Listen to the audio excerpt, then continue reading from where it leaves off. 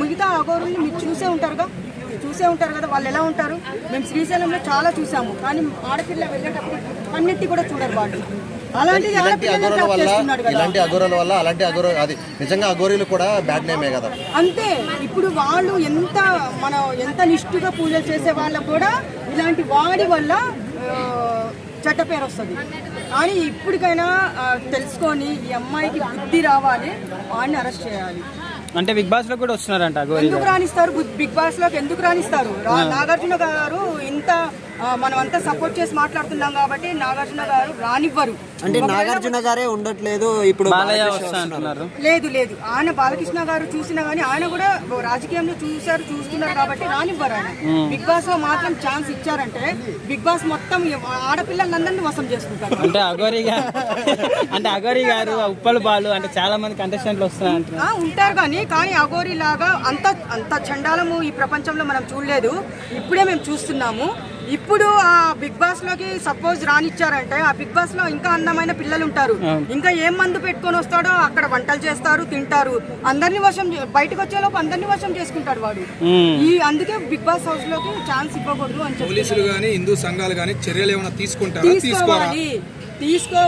తీసుకుంటారు కాదు, తీసుకోవాలి. ఎందుకంటే ఫస్ట్ ఇది చాలా వరకు పోతుంది నాకు తెలిసి. కానీ అమ్మాయి రోడ్డు మీద పడక ముందే ఒక అమ్మాయిని కాపాడే బాధ్యత అందరిది ఉంది.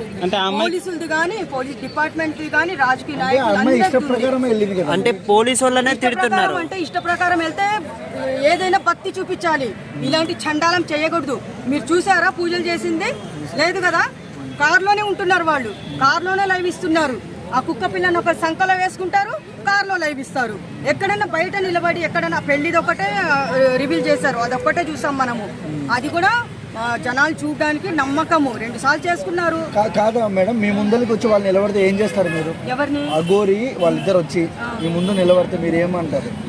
నేను ఏమంటాను, నాకు వచ్చే కోపం మీద మీరు తప్పు అనుకుంటున్నారో రైట్ అనుకుంటున్నారో, నేనైతే ఒక ఆడపిల్లగా నాకు ఆ వీడియోలో ఫోన్లో చూస్తుంటేనే ఫోనే పగలు కొట్టాలనిపిస్తుంది. కానీ నా ఫోన్ కదా అది, వాడే ఎట్లనే కావాలి, నా ఫోన్ కదా, మిగతా ఫోన్లో కనిపిస్తాడు కదా వాడు, చంపాలనిపిస్తుంది. కానీ ఆ అమ్మాయికి మాత్రము ఇంకా ఎక్కడ 100 మందిలో నిలదీసి 1000 మందిలో నిలదీసి ఛీ మీ అమ్మ నాన్న కన్నీ పెంచి ఇంత పెద్ద చేసి ఇంత ఏడిపిస్తున్నావు, నువ్వు సర్వనాశనం అయిపోతావు, సర్వనాశనం అయిపోతావు.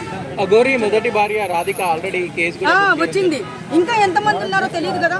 ఒక్కొక్కరు వస్తారు కదా. వాడు ఏం మందు ఏం మాయ చేస్తున్నాడో తెలియదు కదా. అదే నా చేతికి దొరుకుంటే వాడిని మర్డర్ చేసి పాతి పెట్టేదాన్ని నేను. కానీ ఇంకా వేరే వాళ్ళు అఘోరులు ఉంటారు.